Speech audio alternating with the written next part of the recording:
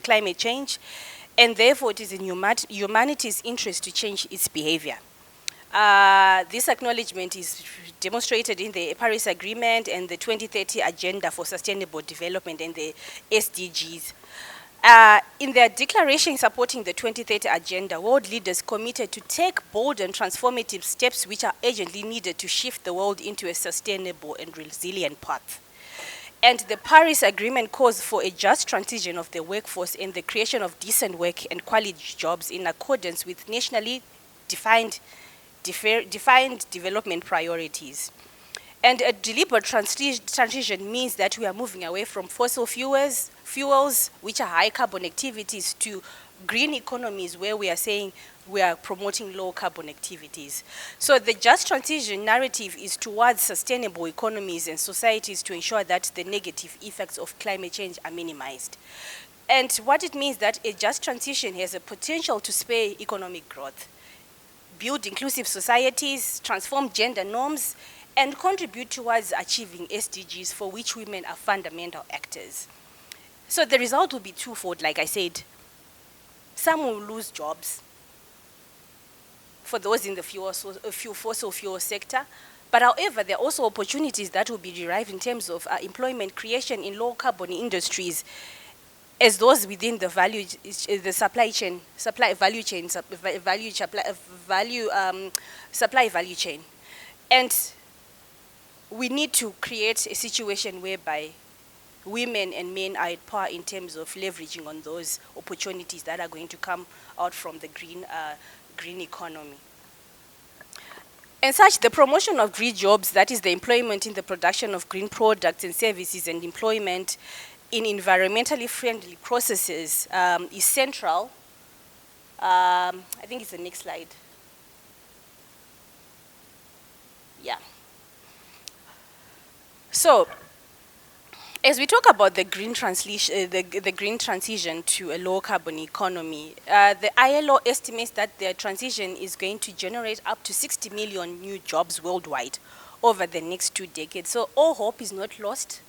I think the issue is about being strategic and locating ourselves what it is that, for example, I know one of our key national, in terms of our constitution, one of the key objective is to promote employment creation. So I think the onus is on our policymakers and for us is civil society and the citizenry to locate how our governments are going to promote issues of employment creation and empowerment within the whole narrative of green jobs, because there are opportunities that I think, for me, I do not want to present a gloomy picture. I want to focus on us to be more strategic in terms of how do we locate ourselves in the just transition so that there's gender equality and equity and we all attain socio-economic livelihoods. Yet, despite this enormous job creation potential, certain occupation industries will decline, and this will have social consequences. So a just transition away from fossil fuels must therefore not only be a transition from polluting industries and unhealthy work environments, but also from economic insecurity. We want to have a just transition to low carbon economies that also is going to make sure that we uphold labor rights, we promote the right to working in healthy environments, but more so issues of decent pay and equality in terms of, favorable working conditions within the workplace. So ultimately, as our economies transition from the fossil fuel industry in the face of climate crisis, certain sectors will undergo major transformations. I talked about these: agriculture, forestry, fishing. And the clean energy development in Africa is anticipated to support local economic growth and place the continent on a path to sustainable development. So for those that are still in the mining sector, whilst the fossil fuel, the coal mining can be something that can be seen to be decreasing, there are also going to be strategic minerals and metals that are going to be key towards this whole just transition. You talk about your lithium. For those that have, for example, in other countries, cobalt, palladium. I mean, there are key strategic minerals that are going to be key in terms of providing essential inputs towards either the provision of the development of low energy services or goods. For example, in your production of electric vehicles, the batteries and so forth. So still the skills that you have retained within the mining sector can still be leveraged in terms of that just transition. Whilst these opportunities are there, I also want us to understand why the issues of gender equality and equity is important, because as it is, there are disparities in the issues of equal opportunities for men and women in the labor market. So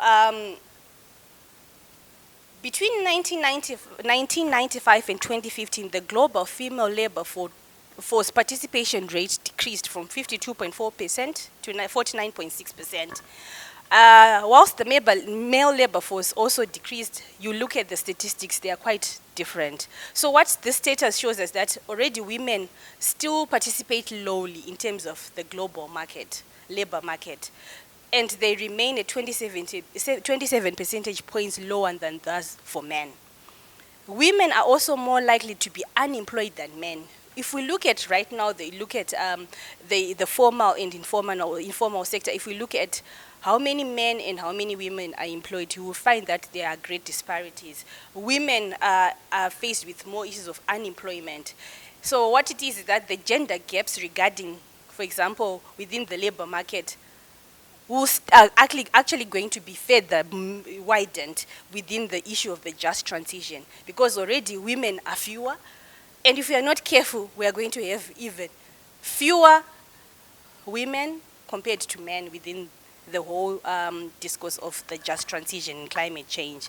So when we talk about climate change related impacts, we're also then say what actions are going to be made to ensure that women are included and not excluded, to save or to also derive socio-economic opportunities that are going to come with the opportunities that are going to come with the just transition.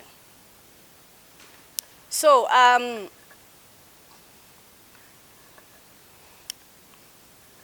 some of those opportunities or that will be derived, that I think should be critical for us within the just transition, is that there are going to be job opportunities that exist within the value chain.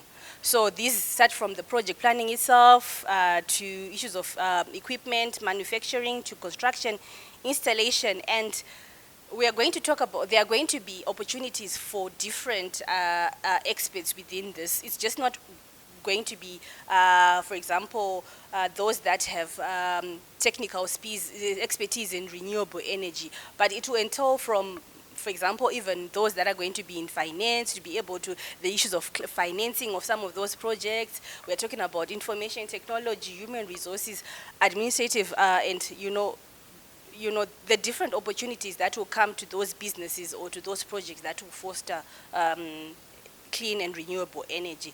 And what we want is women should also be included in terms of those opportunities that are going to be provided. Yet they're also concerned that unless prevailing gender gaps are fully addressed, women's access to green jobs opportunities may be more limited to men due to unequal access to training, experience, and existing occupational segregations in the labor market. I think those disparities and statistics I showed you are a classic example of the existing gender and equality gaps that are there, that if we are not able to address, we will still see the further disproportional discrimination or lagging behind of women to also be able to tap into those opportunities. So the just transition from a gender perspective is anchored on looking at currently what are the socially construed roles in the sectors, the distinct gender disparities. So I would challenge, for example, organizations like Advocates for Earth, as they are doing this, and I think as they are saying they want to launch a campaign to do a kind of a statistical assessment to understand right now what are the key economic sectors that we have in the country. As we transition, which sectors are going to be key? What are the statistics in terms of the representation and participation of women and men, so that as we lobby for a gender equality in this whole just transition, we are backed by statistics, and we have evidence that helps us to understand and address the present problems. But fundamentally, when we refer to a just transition, we are challenging new industry to also transition away from prevailing power structures. When we look at, for example, in our institutions, is there gender equality? Is there gender representation? So even it's also from that understanding that as we look at this concept of just transition, we also need to challenge issues of existing gender barriers that are there.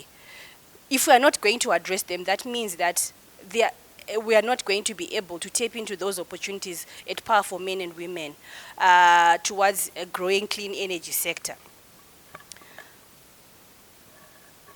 So what are some of the things that we're advocating towards a gender just transition?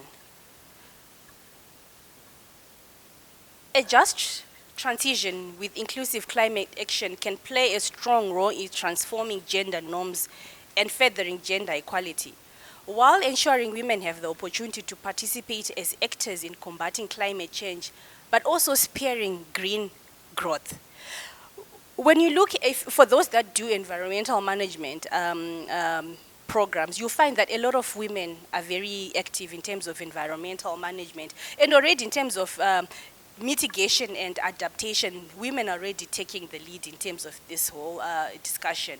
But when we're talking about tapping into the economic opportunities that come with the just transition to green technology and green economies, women are not really being presented that same opportunity as men. So it's about looking, for example, when we look at our national budgets annually, I know the issues of climate change are always coming into the national budget, and the issue of a green economy is one of the policy priorities with us as a country. But how are we as a government, or how are we as a nation locating the discourse of spurring economic growth through the green economy and promoting gender equality? So those are the things that we need